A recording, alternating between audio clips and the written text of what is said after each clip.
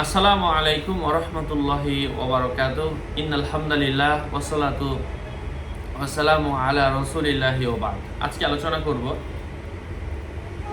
স্বপ্নের কিছু বিক্ষিপ্ত বিষয় নিয়ে। সাথে যুক্ত আছে আমি মুফতি জুবায়ের ইমাম। হতে পারে আপনি গত রাতে যে স্বপ্ন দেখেছেন ওই স্বপ্নের ব্যাখ্যা কিন্তু এই ভিডিওতে পেয়েও যেতে পারেন। যাই হোক ভাই ও বন্ধুরা, যদি কেউ স্বপ্নে দেখে সে নিজে দাঁড়িপাল্লায় কোনো কিছু মাপতেছে, এর অর্থ হচ্ছে মানুষ তার উপর দয়াশীল হবে, রহমতের দরজা আল্লাহ তার জন্য খুলে দিবেন।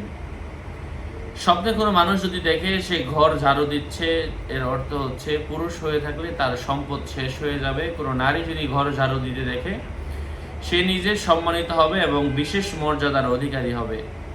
স্বপ্নে নিজের মুখের লালা যদি কেউ শুকিয়ে যেতে দেখে, স্বপ্নদ্রষ্টা ধীরে ধীরে অসুস্থ হয়ে যাওয়ার সম্ভাবনা। স্বপ্নে অপরিচিত মৃত ব্যক্তিকে গোসল দিতে দেখার অর্থ হচ্ছে স্বপ্নদ্রষ্টা তওবা করবে। স্বপ্নে কোনো মানুষ যদি দেখতে পায় সে নিজে মেসওয়াক করছে, তার মাধ্যমে সুন্নাহ প্রতিষ্ঠিত হবে। স্বপ্নে যদি কেউ দেখে তার শরীরে চুল ছাগলের লোমের মতো, তার দুনিয়াবী সম্পদ বৃদ্ধি হবে।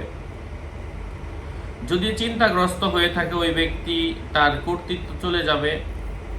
স্বপ্নে কোনো মানুষ যদি দেখে খুর দিয়ে মাথা মুন্ডন করছে, হোক নারী অথবা পুরুষ, তার চিন্তা এবং কঠিন অবস্থা দূর হবে।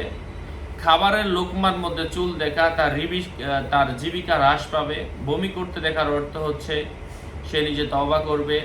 কোনো ব্যক্তির লজ্জাস্থানে চুমু খেতে দেখার অর্থ হচ্ছে ওই ব্যক্তিকে বিয়ে করবে অথবা সে নিজের সম্পদের মালিক হবে।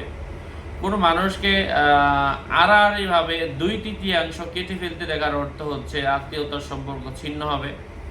পুরো শরীর কেটে ফেলতে দেখার অর্থ হচ্ছে সম্পদ তার বৃদ্ধি হবে।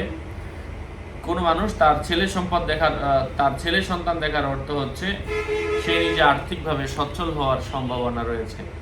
আশা করছি বুঝতে পেরেছেন। আরও আপডেট পেতে সাথেই থাকবেন। আসসালামু আলাইকুম ওয়া রাহমাতুল্লাহি ওয়া বারাকাতুহু।